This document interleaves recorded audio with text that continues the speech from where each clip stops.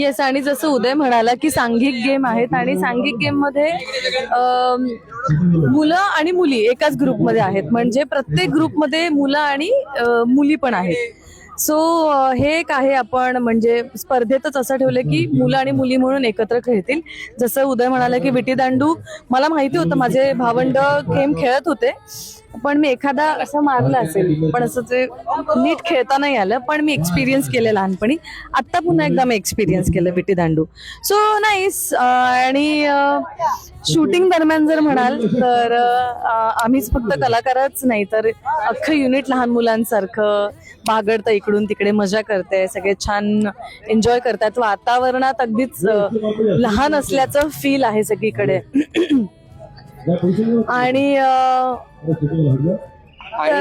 ज्यांनी सांगितलं बागडत आहेत, आमच्या सोहम प्रोडक्शनचं मी आभार मानेन, कौतुक करेन.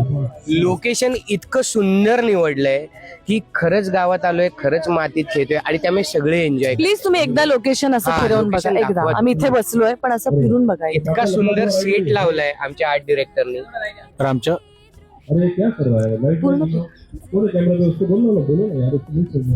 इतकं सुंदर आहे वातावरण, एक तर त्यात छान आहे कमालीचं, त्यामुळे सोने पे सुहागा. मित्र बोले आणि मला सांगायचं हेच आहे एक शेवटचं की ऑन स्क्रीन आमची जेवढी